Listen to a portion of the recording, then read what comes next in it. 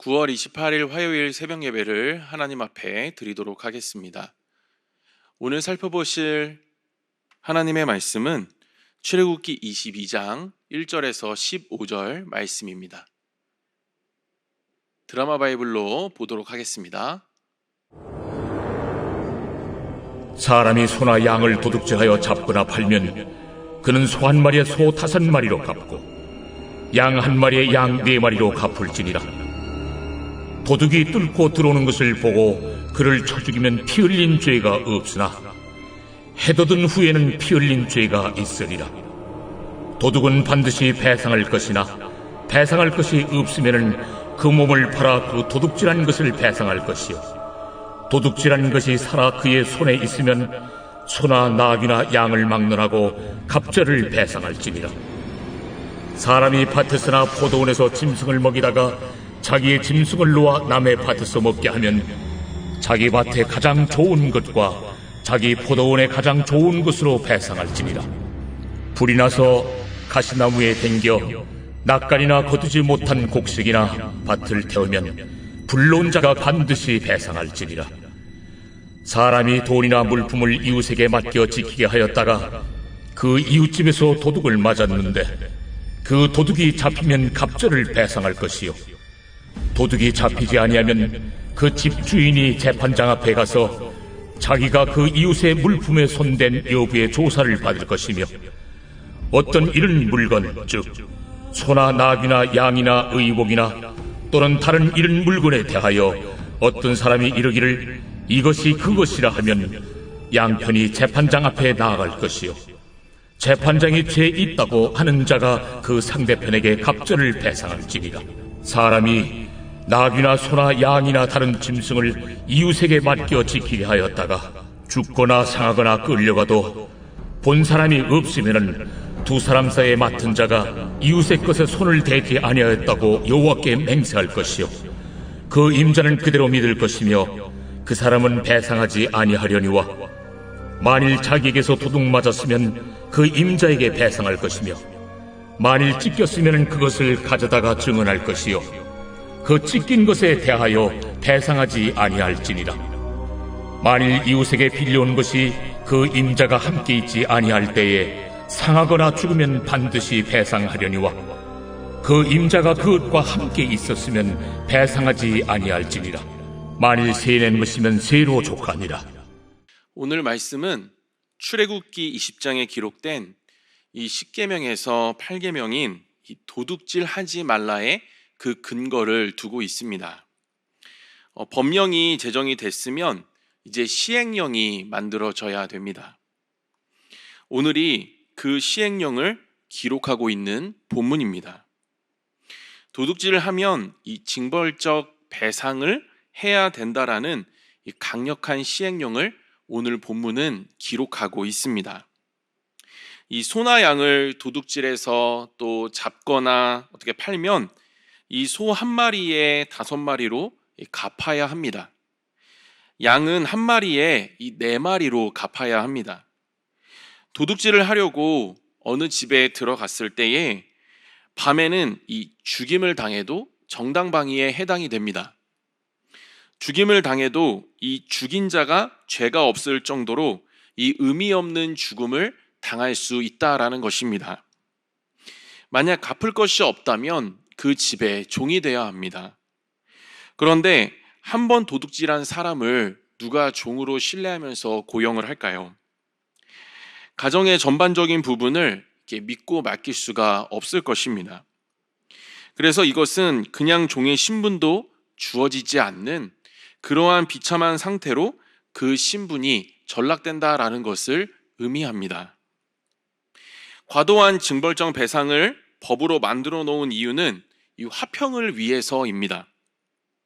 그러니까 먼저는 하나님과의 화평을 위해서이고 그 다음은 이 공동체의 화평을 위해서입니다. 화평은 이 질서를 통해서 이루어집니다. 유지됩니다. 차가 다니는 도로에 이 질서가 있습니다. 차선이라는 질서, 이 신호등이라는 질서, 그리고 사람이 건너도 된다라는 이 횡단보도의 이 신호등이라는 질서, 이러한 질서 등을 통해서 이 도로에 화평이 주어집니다. 사고가 없는 도로가 될 수 있는 것입니다. 그러나 이 질서를 어기는 순간, 침범하는 그 순간 무시무시한 사고가 일어날 수가 있습니다. 그 결과 그 도로의 화평은 깨지게 됩니다. 마찬가지로 하나님께서는 이 질서를 두고 화평을 이루어 가십니다. 그 중 하나가 무엇이냐면 이 도둑질하지 말라라는 것입니다. 그렇다면 사람은 왜 도둑질을 할까요? 크게 세 가지 이유에서 합니다. 첫 번째는 이 하나님을 신뢰하지 않기 때문에 도둑질을 합니다. 신뢰가 약해질 때 도둑질을 하는 것입니다. 하나님과의 그 신뢰에 문제가 생기면 어떤 것이 필요할 때 사람은 자기 힘으로 이렇게 무언가를 해보려고 노력하기 시작합니다. 여기서 도둑질은 어떤 물질적인 것만에 해당되기보다는 좀 더 넓은 영역에 우리의 삶에 적용이 되어져야 합니다. 왜냐하면 지금 시대는 이 본문처럼 소양을 훔치지 않기 때문에 그렇습니다. 그 당시에는 소양이 큰 자산이었습니다. 지금의 큰 자산은 물론 물질이기도 하지만 가장 큰 자산은 무엇이냐면 사람의 마음입니다. 지금 현 시대에 이렇게 물건이 필요해서 훔치는 경우는 매우 드뭅니다. 이게 보기가 힘듭니다. 일반적으로 취급되지 않을 정도로 드뭅니다. 그냥 어떤 범죄자의 모습에 이렇게 한정적으로 국한될 뿐입니다. 일반적으로 우리는 이렇게 무언가가 필요해서 이렇게 물건을 훔치는 그런 시대에 지금 살고 있지 않습니다. 대신에 사람의 마음을 힘들게 할 때가 있습니다. 사람의 마음을 훔치는 것입니다. 여기서 이 훔친다라는 것은 마음을 얻는 어떤 긍정적인 의미에서의 그런 훔침이 아닙니다. 그 마음에 피해를 주는 것입니다. 그러니까 훔친다라는 것은 결국 피해를 주는 것입니다. 막대한 타격을 주는 것입니다. 하나님을 신뢰하지 않으면 그 신뢰가 약해지면 사람은 그 사람을 사랑의 대상이 아니라 이용의 대상, 어떠한 배신의 대상으로 보게 됩니다. 자신이 절대로 손해보지 않으려면 배신해야 하고 흔히 하는 말로 뒤통수를 때려야 하고 이득을 위해서라면 이 사람을 이용해야 됩니다. 하나님에 대한 신뢰가 약해지면 사람은 상대의 마음에 피해를 주면서까지 그러한 살아남고 싶은 자기 중심성에 살아가게 됩니다. 두 번째는 이 하나님을 의식하지 않기 때문에 도둑질을 합니다. 양심이 마비됐기 때문입니다. 이 정도는 괜찮다라고 하는 그러한 합리화 때문입니다. 제가 실제로 휴가 때 이렇게 어떠한 그 호텔 그 복도를 이렇게 지나가고 있었습니다. 방 청소를 하는 어떠한 카트가 있었고 이렇게 일하시는 분은 이렇게 방 안쪽에서 이렇게 침구를 교체하고 계셨습니다. 그런데 저도 모르게 그 카트에서 이렇게 비누 하나를 딱 집으려고 하는 것이었습니다.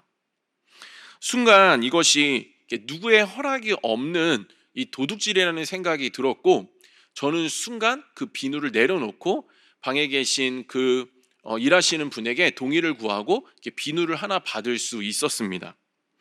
그러니까 왜 그것이 순간 가능했는지를 돌아보면 제가 그 하나님을 향한 경외심이 그 순간에 있었기 때문이었습니다. 다행히도 은근히 도둑질하려는 그 합리화를 분별해낼 수 있었습니다. 이처럼 강도는 다르겠지만 저와 여러분들이 살아가는 세상엔 이러한 불의가 가득합니다. 그러니까 속이고 이게 도둑질하는 문화가 있습니다. 스스로도 이게 도둑질하고 있는 것을 모르는 그러한 교묘한 속임수를 기반한 도둑질이 있습니다. 세금을 어떻게 해보려고 현금을 좋아하는 문화가 있고요. 보험료를 덜 내려고 위장 취업하는 그러한 문화들이 또 있고요. 지역에 따라 이 학군이 격차가 있다라고 하면서 서로 주소지를 사고팔도 하는 그러한 문화, 그러한 등등의 문화들이 우리의 삶의 전반에 우리도 모르게 자리 잡고 있습니다. 양심의 가책 없이 주변 사람들이 하고 있기 때문에 그 가책을 느끼지 못하고 나도 하고 있는 경우들이 종종 있습니다. 왜 이렇게 할까요? 손해보기 싫어서 그렇게 하는 것입니다. 아깝기 때문이죠. 그러니까 잃는 것 없이, 희생하는 것 없이, 노력 없이 그냥 더 잘 되고 싶기 때문에 그렇게 되는 것입니다. 그러나 그 근본에는 하나님을 의식하지 않기 때문에, 그분의 보고 계심이 영적으로 느껴지지 않기 때문에 그렇게 하는 것입니다. 도둑질하는 세 번째 이유는 무엇이냐면 진짜 없기 때문에 도둑질하는 것입니다. 그러나 이것은 쉽게 남의 것을 쟁취하려는 그러한 자기 욕심의 그 근거를 두고 있습니다.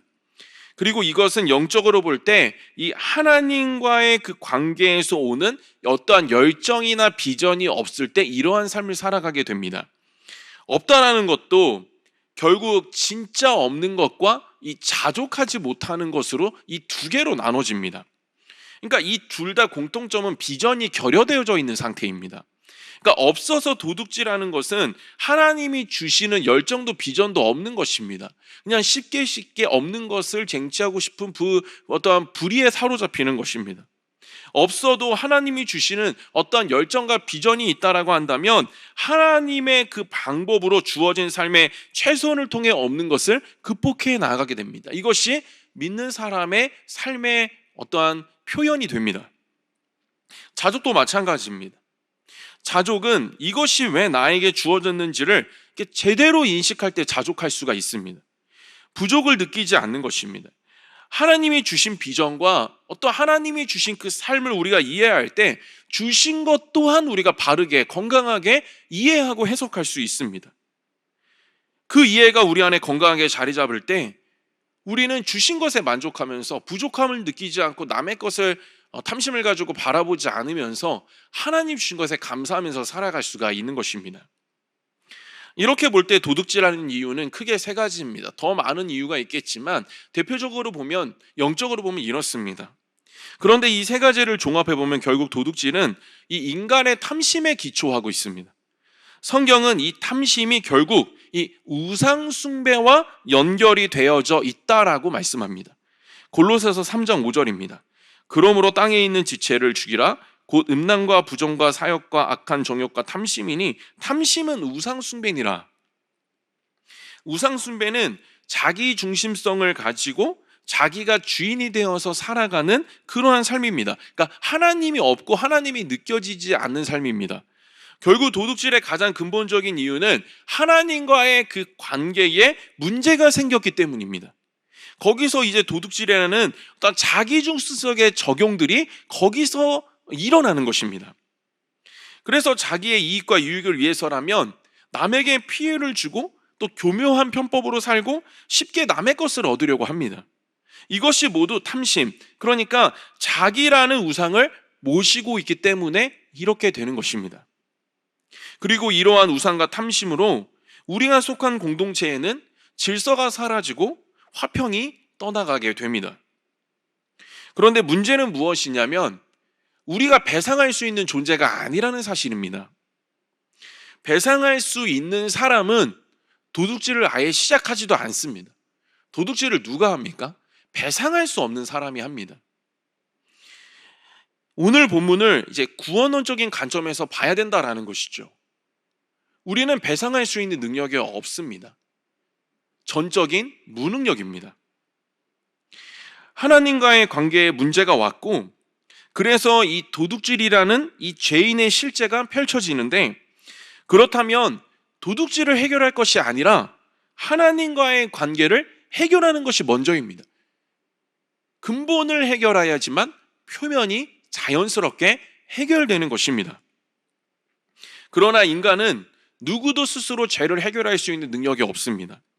오직 나 대신 그 죄를 해결하신 그 예수님을 영접할 때만 가능한 것입니다. 그래서 오늘 본문에 이 배상하라라는 단어가 많이 등장하는데요. 이 단어의 뜻은 원래 원어적으로 보면 마치다, 끝내다 이런 뜻을 가지고 있습니다. 그런데 이 원어의 의미에 내포되어져 있는 뜻이 하나 더 있는데 그게 무엇이냐면 갚을 수 없다라는 뜻입니다. 이런 의미가 담겨져 있습니다. 그러니까 원어로 보면 모든 것이 내게 없다 이 뜻입니다. 배상할 어떤 것도 내게 없다라는 의미를 가지고 있는 것이죠. 그러니까 다시 말해서 여기서 이 배상할 수 있는 기능은 누군가가 대신 해결해 줄 때, 대신 갚아줄 때 가능하다라는 것입니다. 우리가 도둑질할 수밖에 없는 인생에서 벗어나는 길은 수 없는 결단과 다짐이 아니라 이것을 대신 갚아주신 그 예수님으로 통해서 하나님과의 관계가 회복되어질 때 자연스럽게 이 죄인의 삶이 청산될 수 있는 것입니다. 삭개오가 탐심으로 챙겼던 이 자신의 재산을 예수님을 만나고 나눠주게 됩니다. 우리도 예수님을 만나서 죄사함을 경험하고 하나님과의 관계가 다시 회복되어졌다고 한다면 하나님의 그 마음과 중심으로 살게 됩니다. 그래서 정말 이제는 도둑질이 아니라 그 관계를 회복하는 쪽으로 하나님의 마음을 가지고 그 삶으로 들어갑니다. 그래서 마음에 피해를 주며 그 마음을 훔쳤던 사람에게 사과하고 다시는 그 마음에 피해를 주지 않도록 살피기 시작합니다. 공동체를 무너뜨렸던 어떠한 그 질서에 오점을 남겼던 나의 삶을 이제는 청산하고 말과 행동을 조심하면서 그 공동체에 다시 화평이 깃들 수 있도록 그 질서를 회복하는데 노력하는 결단을 하게 됩니다. 그리고 더 나아가서 하나님을 주인으로 모시고 이제는 나 스스로가 더 이상은 도둑질하지 않는, 죄의 지배를 받지 않는 그러한 자유함이 있는 그러한 믿는 자로서의 모습을 가지고 그런 인생으로 나아갈 수가 있습니다. 훔쳤던 것을 다시 되돌려 줄 수 없고 그 이상으로 갚을 수 있는 능력은 우리에게 없습니다. 그러나 대신 갚아주신 그분의 은혜에 우리가 그냥 감사한다라고 한다면 우리는 그 감사함이 주는 힘으로 우리가 빼앗았던 것을 다시 돌려주는 그런 회복의 삶으로 나아갈 수 있을 것입니다. 사람은 은혜를 경험하면 어떻게든 그 은혜를 갚으려고 애를 씁니다. 갚을 수 없는 정말 나 대신 배상해 주신 그 예수님께 입은 은혜로 말미암아 그 감사함으로 참된 결단이 하늘로부터 부어지는 저와 여러분 모두 되시기를 주님의 이름으로 소망합니다.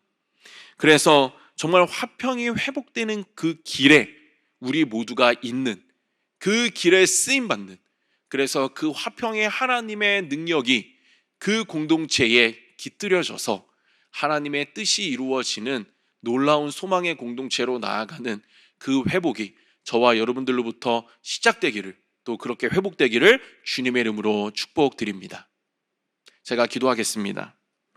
살아계신 하나님 아버지, 죄의 지배를 받고 도둑질하면서 살아갈 수밖에 없는 우리의 인생이지만 그 배상을 대신하여 주셔서 자유함 가운데 거할 수 있는 축복을 우리에게 허락하여 주셔서 감사드립니다. 우리가 그 배상할 수 없음에도 정말 배상해 주신 그분의 은혜로 살고 있는데 그 감사함이 우리 가운데 떠나지 않게 도와주시고 그 은혜로 하루하루 감사하면서 뿐만 아니라 그 감사함에 반응하면서 빼앗았던 것들을 다시 돌려주면서 살아가는 데 힘쓰는 우리가 될 수 있도록 인도하여 주시옵소서. 그래서 화평이 회복되게 하시고 화평이 깃드는 도구로 우리가 쓰임받게 하시고 화평을 통해 일하시는 그 하나님의 놀라우신 역사가 내가 속한 공동체에서 선명하게 목도되어질 수 있도록 주님이 일하여 주시옵소서. 모든 것 주님께 맡겨드리오며 예수님의 이름으로 기도드렸습니다. 아멘.